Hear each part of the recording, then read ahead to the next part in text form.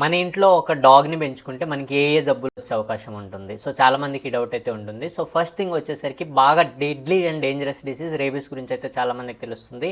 So in case rabies వచ్చిందంటే ఎటువంటి treatment అయితే ఉండదు. కాకపోతే ఏంటి అంటే రేబీస్ రావడం అంత ఈజీ కాదు.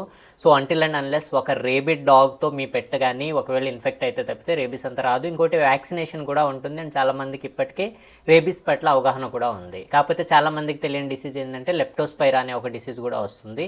ఇది కూడా కొన్నిసార్లు కాస్త కాంప్లికేట్ అవ్వచ్చు. కాకపోతే ఏంటంటే దీనికి ట్రీట్మెంట్ అయితే ప్రాపర్గానే ఉంటుంది. అంత డెడ్లీ డిసీజ్ అయితే కాదు అని చెప్పుకోవచ్చు. దాని తర్వాత చాలా మందికి ఉండే డౌట్ ఏంటంటే స్కిన్ ఇన్ఫెక్షన్స్ వస్తాయా అనేది. ఎస్, స్కిన్ ఇన్ఫెక్షన్స్ ఖచ్చితంగా వస్తాయి. మీ డాగ్కి ఒకవేళ ఫంగల్ ఇన్ఫెక్షన్స్ కానీ బ్యాక్టీరియల్ ఇన్ఫెక్షన్స్ కానీ సివియర్గా ఉండి మీరు ఆ పెట్తో ఎక్కువగా కాంటాక్ట్లో ఉన్నారు అంటే ఎస్, మనకు వచ్చే అవకాశం ఉంటుంది. లైక్ రింగ్ వార్మ్ అవ్వచ్చు, ఇప్పుడు మీకు స్క్రీన్ మీద కనిపిస్తున్న ఇలాంటి స్కిన్ కండిషన్స్ కూడా. సో ఇవి కాకుండా మీకు కెనైన్ డిస్టెంపర్ లేకపోతే పార్వో అనేది అయితే డాగ్ నుంచి మనకి రావు. అలాంటప్పుడు మీ పెట్ని పట్టుకున్నా కానీ అది కంప్లీట్లీ సేఫ్ అని చెప్పుకోవచ్చు.